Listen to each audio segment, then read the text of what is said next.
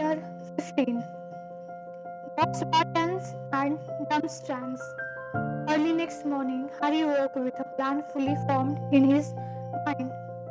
And though his sleeping brain has been working on it all night, he got up, dressed up in a pale dawn light, left the dormitory without walking, John, and went back down to the deserted common room. Here he took a piece of parchment from the table upon which his aviation homework still lay and wrote the following letter. Dear Cyrus, I reckon I just imagined my scar hurting. I was half asleep when I wrote to you last time. There is no point coming back. Everything is fine. Don't worry about me. My head feels completely normal. Harry then climbed out of the portrait hole up toward the silent castle, held up only briefly by Pius, who tried to overturn a large vase of him halfway along the fourth floor corridor. Finally arriving at the Owlery, was situated in the top of West Tower. The Owlery was a circular stone room, rather cold and drafty because none of the windows had glass in them. The floor was entirely covered in straw owl dropping and the regurgitated skeleton of mice and wolves, hundred upon hundred of owls of every breed imaginable were nestled here on parts that rose right up to the top of the tower. Nearly all of them sleep, though here and there a round mirror glared at Harry. His spotted head nestled between a band owl and a tawny and hurried over to her, sliding a little on the dropping stew floor. It took him a while to pursue her to wake up and then to look at him as she kept shuffling around on her perch, showing him her tail. She was evidently still furious about his lack of gratitude the previous night. In the end, it was Harry suggesting she might be too tired and that perhaps he would ask Ron to borrow Pedwigan. That made her sick out of her leg and allow him to tie the letter to it. Just find him, all right, Harry said, stroking her back as he carried her on his arm to one of the holes in the wall. Before the Dementors do, she nipped his finger, perhaps rather harder than she would ordinarily have done, but hooted softly in a reassuring sort of way all the same. Then she spread her wings and took off into the sunrise. Harry watched her fly out of sight, the familiar feeling of unease back in his stomach. He had been so sure that Cyrus' reply would alleviate his worries rather than increase them. That was a lie. Harry, said Hermione sharply over breakfast when he told her and Ron what he had done. You didn't imagine your scar hurting, you know it. So what? Said Harry. He's not coming back to Azkaban because of me. Drop it, said Ron sharply to Hermione as she opened her mouth to argue some more. And for once, Hermione headed him and fell silent. Harry did his best not to worry about Cyrus over the next couple of weeks. Too, he could not stop himself from looking anxious around every morning when the first owl arrived, nor late at night before he went to sleep. Prevent himself from seeing horrible vision of Cyrus cornered by Dementors down some dark London street, but between times he tried to keep his mind off his godfather. He wished he still had which to distract him. Nothing worked so well on the troubled mind as a good heart training sessions. On the other hand, their lessons were becoming more difficult and demanding than ever before, particularly Moody defense against the dark art. To their surprise, Professor Moody had announced that he would be putting the Emperor's curse on each of them in turn to demonstrate its power and to use whether they could resist it effectively. But you said it's illegal, Professor, said Hermione uncertainly as Moody cleared away the desk with a sweep of his wand, leaving a large clear space in the middle of the room. You said to use it against another human was Dumbledore wants to you to taught what it feel like. said Moody, his magical eyes swiveling onto Hermione and fixing her with an eerie, unblinking stare. You would rather learn the hard way than someone putting it on you so they can control you completely. Fine by me, your excuse. Off you go. He pointed one red finger toward the door. Hermione went very pink and muttered something about not meaning that she wanted to leave. Harry and Ron grinned to each other. They knew Hermione would rather eat Beauxbatons than miss such an important lesson. Moody began to beckon students forward in turn and put the Emperor's skirt upon them. Harry watched as one by one his classmates did the most extraordinary thing under its influence. Dean Thomas hopped 3 times around the room, singing the national anthem. Lavender Brown imitated a squirrel. Neville performed a series of quite astonishing gymnastics he would certainly not have been capable of in his normal state. Not one of them seemed to be able to fight off birds, and some of them recovered only when Moody had removed it. Potter, Moody growled. You next. Harry moved forward into the middle of the classroom, into the space and that Moody had cleared by desk. Moody raised his wand, pointed at Harry, and said Imperio. It was the most wonderful feeling Harry felt, a floating sensation as every thought and worry in his head was whipped gently away, leaving nothing but vague, untraceable happiness. He stood there feeling immensely relaxed, only dimly aware of everyone watching him. And then he heard Mad Eye Moody's voice echoing in distant chamber of his empty brain. Jump onto the desk, jump onto the desk. Harry bent his knees obediently, preparing to spring jump onto the desk. Why though, another voice had awoke in the back of his brain. Stupid things to do. Really, said voice. Jump onto the desk. No, I don't think I will. Thanks, said the other voice, a little more firmly, and I don't really want to. Jump now. The next thing Harry felt was considerable pain. He had both jumped and tried to prevent himself from jumping. The result was that he had smashed headlong into the desk, knocking it over, and by the feeling in his leg, fractured both his kneecaps. Now, that's more like it, growled Moody voice, and suddenly Harry felt the empty echoing feeling in his head disappear. He remembered exactly what was happening, and the pain in his knees seemed to be double. Said that, you lot. Potter fought. He fought it, and he damn near beat it. We'll try that again, Potter, and the rest of you pay attention. Watch his eyes that where you see it. Very good, Potter. Very good indeed. I'll have trouble controlling you. The way he talks, Harry muttered as he nobbled out of the defense against the dark art class an hour later. Moody had insisted on putting Harry through his pass 4 times in a row until Harry could throw off the curse entirely. You had like we were all going to be attacked by second. Yeah, I know, said Ron, who was skipping on every alternate step.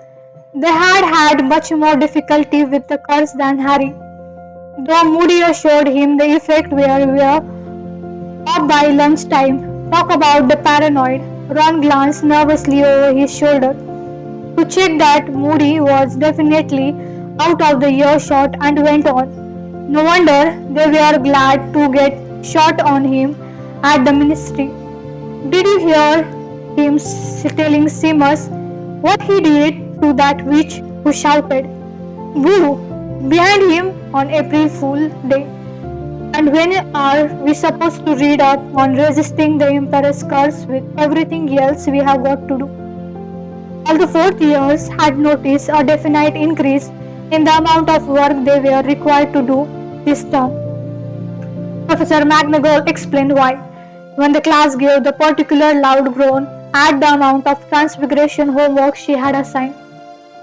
You are now entering a most important phase of your magical education, she told them, her eyes glinting dangerously behind her square spectacles. Your ordinary wizarding level are drawing closer. We don't take owls till fifth year, said Dean Thomas indignantly. Maybe not, Thomas. Out, believe me. You need all the preparation you can get. Miss Granger remained the only person in the class who has managed to turn a hedgehog into a satisfactory pincushion. I might remind you that your pincushion, Thomas, still curled up in fright if everyone approached it with a pin. Hermione, who had turned rather pink again, seemed to be trying not to look too pleased with herself. Harry and Ron were deeply amused when Professor Trelawney told them that they had received top mark for their homework in their next aviation class. She read out large portions of their predictions, commending them for their unflinching acceptance of the narrow in store for them. But they were less amused when she asked them to do the same thing for the month after next. Both of them were running out of ideas for catastrophes. Meanwhile, Professor Bean, the ghost who taught history of magic, had been writing weekly essay on the Goblin Rebellion of the 18th century. Professor Snape was forcing them to research antidote. They took this one seriously, as he had hinted that he might be poisoning one of them before Christmas to see if their antidote worked. Professor Flitwick had asked them to read 3 extra books in preparation for their lesson on summoning charm. Even Hagrid was adding to their workload. The blast-ended Scroots were growing at a remarkable pace given that nobody had yet discovered what they ate. Hagrid was delighted and as a part of their project suggested that they come down to his hut on alternate evening to observe the Scroots and make note on their extraordinary behavior. I will not, said Draco Malfoy flatly when Hagrid had proposed this with the year of Father Christmas pulling an extra large toy out of his sack. I see though of these foul things during lesson, thanks. Hagrid's smile faded off his face. You'll do whatever you're told, he growled, or I'll be taking a leaf out Professor Moody's book. I heard you made a good third, Malfoy. The Gryffindor roared with laughter. Malfoy flushed with anger, but apparently the memory of Moody's punishment was still sufficiently painful to stop him from recruiting Harry, Ron, and Hermione. Returned to the castle at the end of the lesson in high spirit.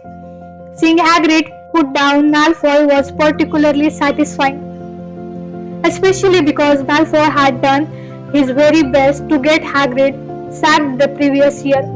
When they arrived in the entrance hall, they found themselves unable to proceed owing to the large crowd of students congregated there, all milling around a large sign that had been erected at the foot of the marble staircase.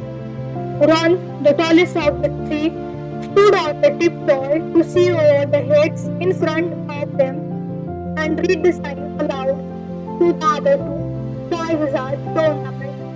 The delegation from Beauxbatons and Durmstrang, arriving at 6 o'clock on Friday, 14th of October. Lesson will begin half an hour early. Idiot, said Harry. Caution that he was Friday. Won't have time to poison us all. Students will return their bags and books to their dormitories and assemble in front of the castle to greet our guests before the welcoming feast. Only a week away, said Ernie Macmillan of Hufflepuff, emerging from the crowd, his eyes gleaming. I wonder if Cedric knows. Think I'll go and tell him, Cedric, said Ron blankly as Ernie hurried off. Degree, said Harry. He must be entering the tournament. That idiot Howard champion, said Ron as they pushed their way through the chattering crowd towards the staircase. He's not an idiot. You just don't like him because he beat Gryffindor at Quidditch, said Hermione. I have heard he is a really good student and he is a perfect. She spoke as though he settled the matter. You only like him because he is handsome, said Ron scantingly. Excuse me? I don't like people just because they are handsome, said Hermione indulgently. Ron gave a loud false cough, which sounded oddly like Lockhart. The appearance of the sign in the entrance hall had a marked effect upon the inhabitant of the castle. During the following week, there seemed to be only one topic of conversation. No matter where Harry went, the Travisardia tournament rumor were flying from student to student like highly contagious germ. Who was going to try for Hogwarts champion, what the tournament would involve, how the students from Beauxbatons and Durmstrang differ from themselves. Harry noticed too that the castle seemed to be undergoing an extra thorough cleaning. Several grimy portions had been scrubbed, much to the displeasure of their subjects, who sat huddled in their frames muttering darkly and wincing as they felt their raw pink faces. The suits of armor were suddenly gleaming and moving without squeaking, and August Fleech, the caretaker, was behaving so furiously to any student who forgot to wipe their shoes that he terrified a pair of first-year girls into High Street. Other members of the staff seemed oddly tense too. Longbottom, kindly do not reveal that you can't even perform a simple switching spell in front of anyone from Drumstang. Professor McGonagall barked at the end of one particular difficult lesson, during which Neville had accidentally transplanted his own ear onto a cactus. When they went down to breakfast on the morning of the 13th of October, they found that the great hall had been decorated overnight.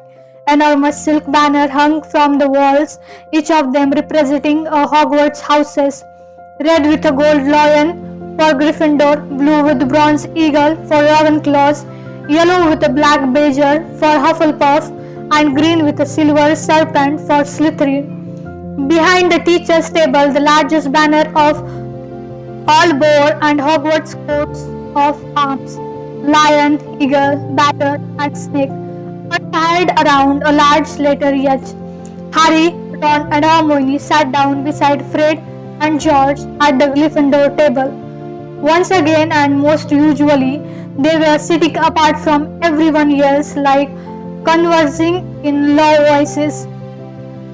Ron led the way over to them. It's bumming, all right, George was saying gloomily to Fred. But if he won't talk to us in person, we'll have to send him the letter after all, or we'll stuff it into his hand. He can't avoid us forever. Who is avoiding you? Said Ron, sitting down next to them. Wish you would, said Fred, looking irritated at the interruption. What's the bummer? Ron asked George. Having a nosy girl like you for a brother, said George. You two got any idea on the Travisardi tournament yet? Harry asked. Thought any more about trying to enter? I asked McGonagall now. The champions are chosen, but she wants spelling.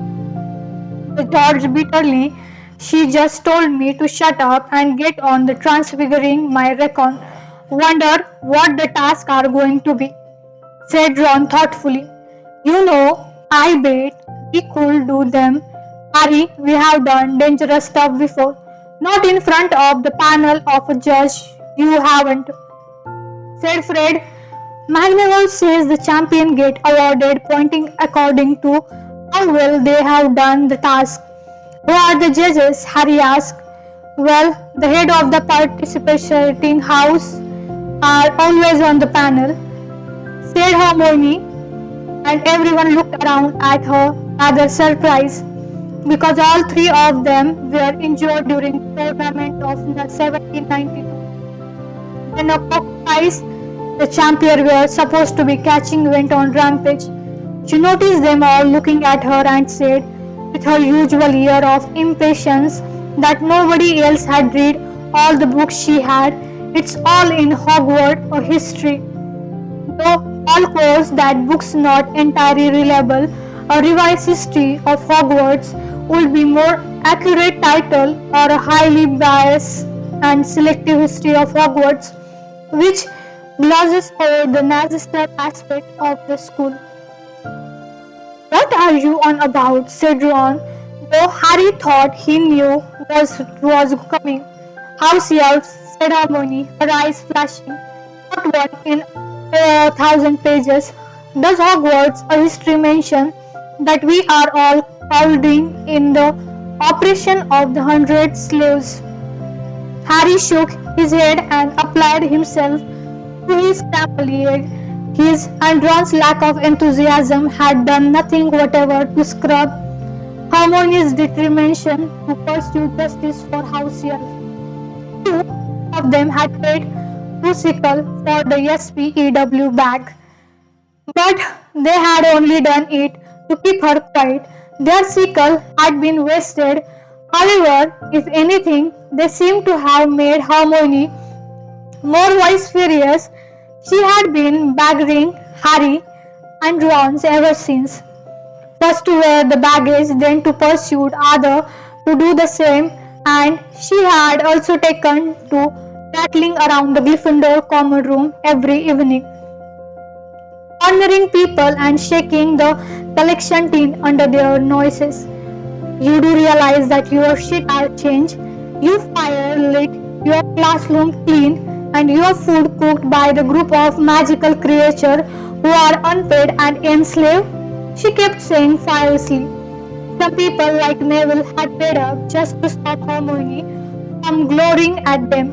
A few seemed mildly interested in what she had to say, but were reluctant to take a more active role in campaigning. Many regarded the whole thing as a joke. Ron now rolled his eyes at the ceiling, which was flooding them all the autumn sunlight, and Fred became extremely interested in his bacon. Both Twink had refused to buy a SPEW bag. George, however, leaned toward Hermione. "Listen, have you ever been down in the kitchen, Hermione?" "No, of course not," said Hermione curtly. "I heard things students are supposed to." "Well, we have," said George, indicating Fred. "Lots of time to nick food. And we have met them and they are happy. They think they have got the best job in the world. That's because they are uneducated and brainwashed." Hermione began hotly, but her next few words were drawn out by the sudden whistling noise from the overhead, which announced the arrival of the post owl. Harry looked up at once and saw Hedwig soaring toward him. Hermione stopped talking abruptly. She and Ron watched Hedwig anxiously as she fluttered down onto Harry's shoulder, folded her wing, and held out her leg wearily. Harry pulled off Cyrus' reply and offered Hedwig his baton ring, which she ate gratefully. Then, checking that Fred and George were safely immersed in further discussion about the Triwizard tournament, Harry read out the Cyrus letter in the whisper to Ron and Hermione. "Nice try, Harry. I'm back in the country and well hidden. I want you to keep me posted on everything that's going on at Hogwarts. Don't use Hedwig, keep changing owls, and don't worry about me. Just watch out for yourself. Don't forget what I said about your scar, Cyrus." "How do you have to keep changing owls?" Ron asked in the low voice. "Hedwig will attract too much attention," said Hermione at once. "She stands out, a snowy owl that keeps returning to wherever he is hiding." "I mean, they are not native birds, are they?" Harry rolled up the letter and slipped in inside his robes, wondering whether he felt more or less worried than before. He supposed that Cyrus managing to get back without being caught as something. He couldn't deny either that the idea that Cyrus was much nearer was reassuring. At last, he wouldn't have to wait too long for response. every time he rode. Thanks, Hedwig, he said, stroking her, said hootedly, sleepily, dipping her beak briefly into his goblet of orange juice, then took off again, clearly desperate for a good long sleep in owlery. There was a pleasant feeling of anticipation in the air that day. Nobody was very attentive in lesson, being much more interested in the arrival that evening of the people from Beauxbatons and Durmstrang. Even ocean was more bearable than usual, as it was half an hour shorter when the bell rang early. Harry, Ron, and Hermione hurried up to Gryffindor Tower, disported their bags and books as they had been instructed, pulled on their cloaks, and rushed back downstairs into the entrance hall. The head of houses were ordering their students into line. Weasley straightening your hat, Professor McGonagall snapped at Ron. Miss Patil, take the ridiculous thing out of your hair. Parvati scolded and removed a large ornamental butterfly from the end of her plate. Follow me, please, said Professor McGonagall. First year, in front, no pushing. They filed down the steps and lined up in front of the castle. It was a cold, clear evening. Dusk was falling, and a pale, transparent-looking moon was already shining over the forbidden forest. Harry, standing between Ron and Hermione in the fourth row from the front, saw Danny's gravy, positively shivering with anticipation among the other first years. Nearly 6, said Ron, checking his watch and then staring down the drive that led to the front gate. Now, do you reckon they are coming? The train? I doubt it, said Hermione. Now then, broomstick, Harry suggested, looking up at the starry sky. I don't think so, not from that far away. A portkey, Ron suggested. Or they could apparate. Maybe you are allowed to do it under 17 whenever they come from. You can't apparate inside the Hogwarts ground. How often do I have to tell you? Said Hermione impatiently. They scanned the darkening ground excitedly, but nothing was moving. Everything was still silent and quiet as usual. Harry was starting to feel cold. He wished they had hurry up. Maybe the foreign students were preparing a dramatic entrance. He remembered what Mr. Weasley had said back at the campsite before the Quidditch World Cup. Always the same. We can't resist showing off when we get together. And then Dumbledore called out from the back row where he stood with the other teachers. Unless I am very much mistaken, the delegation from Beauxbatons approached. There many students eagerly, all looking in different directions. There yelled a sixth year pointing over the forest. Something large, much larger than a broomstick, or indeed 100 broomsticks, was hurtling across the deep blue sky towards the castle, growing larger all the time. It's a dragon, shrieking one of the first year, losing her head completely. Don't be stupid, it's a flying house, said Dennis Cravey. Dennis' guess was closer. As the giant black shape skimmed over the treetops of the forbidden forest and the light shining from the castle window hit it, they saw a giant powered blue horse-drawn carriage the size of a large house soaring towards them, pulling through the air by a dozen winged horses, all palamonis, and each the size of an elephant. The front 3 rows of students drew backward as the carriage hurtled ever lower, coming into the land at a tremendous speed. Then an calamity crash that made Nathaniel jump backward into a slithering 50-year foot. The horses hooved larger than dinner plates. Its ground. A second later, the carriage landed too, bouncing upon its worst wheel, while the golden horses tossed their enormous head and rolled large, fiery red eyes. Harry just had time to see that the door of the carriage bore a coat of arms, 2 golden wands, each emitting 3 stars.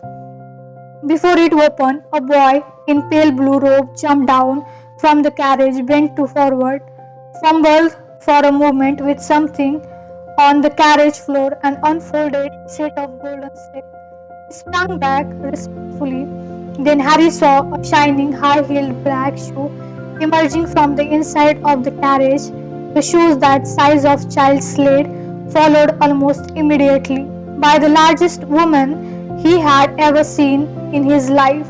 The size of the carriage and of the horses was immediately explained. A few people gasped. Harry had only ever seen one person as large as this woman in his life, and that was Hagrid. He doubted whether there was an inch difference in their height, yet somehow, maybe simply because he was used to Hagrid, these women now at the foot of the stairs and looking around at the waiting white crowd seemed even more unnaturally large. As she stepped down into the light flooding from the entrance hall, she was revealed to have a handsome olive skin face, largely black, liquid looking eyes, and a rather beaky nose. Her hair was drawn black in a shining knob at the base of her neck. She was dressed from head to foot in black satin, and many magnificent opals gleamed at her throat and on her thick fingers. Dumbledore started to clap. The student following his head broke into applause too, many of them standing in tiptoe at her to look at his woman. Her face relaxed into a gracious smile, and she walked forward toward Dumbledore, extending a glittering hand. Dumbledore thought all himself had barely to bend to kiss it. "My dearly Madam Maxime," he said, "welcome to Hogwarts." "Dumbledore," said Madam Maxime in a deep voice, "I often find you well." "My excellent form, I thank you," said Dumbledore. "My pupil," said Madame Maxime, waving one of her enormous hand careless behind her.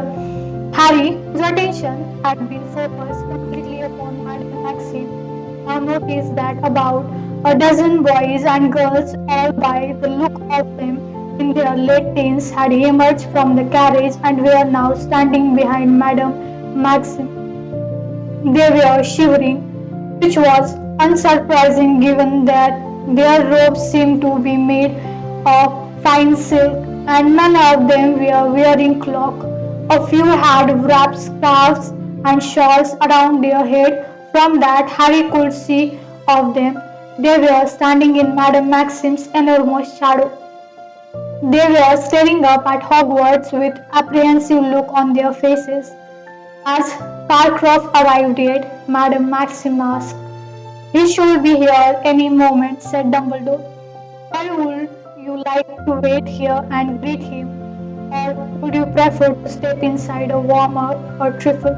Warm-up, I think," said Madame Maxime, "because our care of magical creature teacher will be delighted to take care of them," said Dumbledore the moment he has returned from dealing with a slight situation that has arisen with some of his other charges.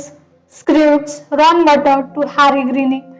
"My steps required a forceful handling," said Madame Maxime, looking as though she doubted whether any care of magical creature teacher at Hogwarts could be up to the job. "Are you very strong?"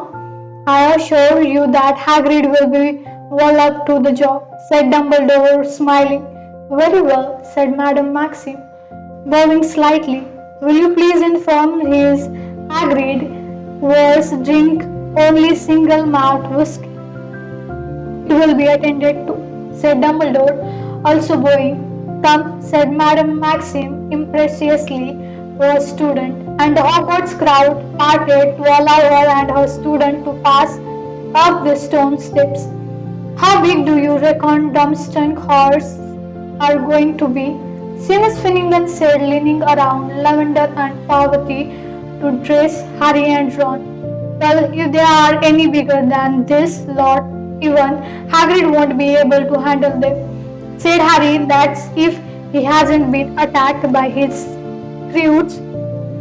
Mother, what's up with them? Maybe they have escaped, said Ron hopefully. Oh, don't say that, said Hermione with a slender image that locked loose on the ground. They stood shivering slightly now, waiting for the Durmstrang party to arrive. Most people were gazing hopeful up at the sky. For a few minutes, the silence was broken only by Madame Maxim, huge horses snorting and stamping. But then, can you hear something? Said Ron suddenly. Harry listened. A loud and loudly eerie noise was drifting toward them from out of the darkness, a muffled rumbling and a suckling sound as though an immense vacuum cleaner were moving along the riverbed. The lake, yelled Lee Jordan, pointing down at it. Look at the lake from their position at the top of the lawns overlooking the ground. They had a clear view of the smooth black surface of the water, except that the surface was suddenly not smooth at all. Some disturbance was taking place deep in the center. Great bubbles were forming on the surface wave. We are now washing over the muddy blank, and then out of the very middle of the lake a whirlpool appeared, as if a giant plug had just been pulled out the lake floors. What seemed to be long black pool began to rise slowly out of the heart of a whirlpool, and when Harry saw the ringing, it's a mast, he said to Ron and Hermione. Slowly, magnificently, the ship rose out of the water, gleaming in the moonlight. It had a strangely skeletal look about it, as though it were be resorted brick, and then dim misty lights shimmering at its porthole looked like ghostly eyes. Finally, with a great sloshing noise, the ship emerged entirely bobbing on the turbulent water and began to glide toward the bank. A few moments later, they heard the splash of an anchor being thrown down in the shallow, and the thud of plank being lowered onto the bank. People were disbelieving. They could see their silhouettes passing the light in the ship's portholes. All of them, Harry noticed, seemed to be built along the line of Crab and Goyle. But then, as they drew nearer, walking up the lawns into the light streaming from the entrance hall, he saw that their bulk was really due to the fact that they were wearing cloaks of some kind of shaggy, matted fur. But the man who was leading them up to the castle was wearing furs of the different sort, sleek or silver like his hair. Dumbledore, he called heartily as he walked up the slope. How are you, my dear fellow? How are you? Blooming, thank you, Professor Karkov, Dumbledore replied. Karkov had a fruity, uncautious voice. When he stepped into the light pouring from the front door of castle, they saw that he was tall and thin like Dumbledore, but his white hair was short and his goating fishing in a small curd did not entirely hide his rather weak chin. When he reached Dumbledore, he shook hands with both of his own. Dear old Hogwarts, he said, looking up at the castle and smiling. His teeth were rather yellow, and Harry noticed that his smile did not extend to his eyes, which remained cold and shrewd. How good it is to be here, how good. Victor, come along into the warmth. You didn't mind, Dumbledore. Victor has a slight head cold. Krakow beckoned forward one of his students. As the boy passes, Harry caught a glimpse of the prominent curved nose and thick black eyebrow. He didn't need the punch on the arm Ron gave him or the hiss on his ear to recognize that profile. Harry, it's Cram. That's it for today. Thank you so much. Stay tuned for next chapter. Till then, see ya. Bye bye.